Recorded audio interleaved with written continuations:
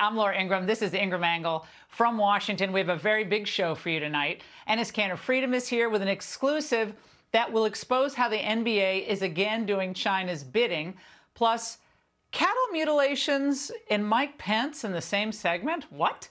We're going to see how that one goes. Tucker Carlson is staying up late to be here. The swamp, though, girds for 2024. That's the focus of tonight's angle. Now, just for a few moments, I want you to stop and think about what the elites and their media valets want you to believe.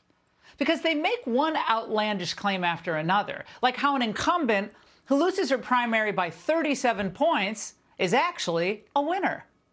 Liz Cheney, it seems so quaint to say a profile in courage, but she really is. And I respect enormously the fact that she spoke out for the truth. Cheney's future is yet to be written.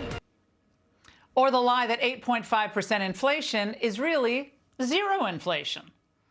Or a law with $437 billion in new spending can reduce inflation just by its name alone. Or, I love this, the claim that men can be mothers and women fathers. Can you help me get a good definition of birthing people? Well, I'll check on the language there, but I think if we're talking about those who give birth, I think we're talking about, I don't know how else to explain it to you other than Or their insistence that pumping children full of hormones is gender affirming. Every major medical association agrees gender-affirming care is life-saving, medically necessary, age-appropriate, and a critical tool for healthcare providers. I like that smock she's wearing. And no surprise that they think having drag queens mingling with children is totally normal. Drag queens are just here to entertain. We can read, we're intelligent, like we are harmless, and I just hope that, moving forward, it kind of just like stretches those imaginations a little bit more to continue normalizing it. And their dangerous claim that babies and young kids need COVID vaccines to be safe. The United States is now the first country in the world to offer safe and effective COVID-19 vaccines for children as young as 6 months old. Finally, some peace of mind. Yeah, we wouldn't have peace of mind without that. And of course, they demand that you believe that the country, this country we love, is systemically racist. Of course, that our borders are closed when, in fact, millions of migrants have walked right in. And one of my favorites, that the Afghan withdrawal was correctly handled.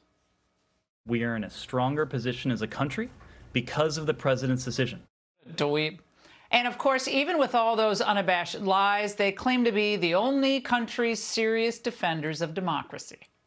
I believe that Donald Trump continues to pose a very grave threat and risk to our republic. Future of democracy on the ballot. I fear for our democracy if the Republicans were ever to get the gavel. We can't let that happen. And of course, just like all of their other grandiose claims, this one is dead wrong. In fact, the opposite is true. Because we're the true defenders of democracy, and they are its enemies. The populist movement has been on the march ever since the rise of the Tea Party back in 2009. At no point have we ever gotten the support from the media or big business, Hollywood, Silicon Valley. We face overwhelming opposition from the permanent bureaucracy that staffs the federal government, too. So our power comes entirely from our ability to convince the voters to support our ideas. In other words, no movement relies more on democracy and fights harder for it than we do. It was the votes of the people who nominated Donald Trump in 2016, and it was the voters who defeated Liz Cheney last night. Well, we trust the people, and everything we do is designed to give them more power. But to Cheney and her cheering section, the voters, they're just useful idiots. The problem the Republican Party has is they got really stupid people that vote in their primaries. Really stupid people demand to have really stupid leaders. And that's where the Republican Party is now. Of course, they also claim that the populists are threats to democracy because they pointed out that there were election irregularities. Then, of course, January 6th happened. But only a small number of people, really, out of the millions and millions who are America Firsters, took illegal actions during that riot. And we've consistently maintained that those people should suffer appropriate legal consequences.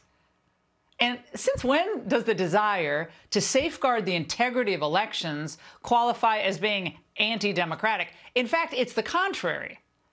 You see, we respect democracy enough that we want to make sure that elections are decided by clear and accurate vote counts. Our agenda empowers the average American. We were the first ones to question our country's relationship with China and also to insist that it shouldn't be so easy to just ship American jobs overseas. We were the only ones to insist that being an American citizen should have real meaning and real benefits, and therefore that the borders have to be enforced. We stand up to the teachers' unions in the name of working-class parents. We stand up for small businesses threatened by crime. This is, and always has been, a movement for the little guy, not the plutocrats or the bureaucrats who already have too much power. So if you care about democracy and you want the voters to have a real say in policy, you got to join our movement. Right now, according to Real Clear Politics, over 70% of Americans believe this country is on the wrong track.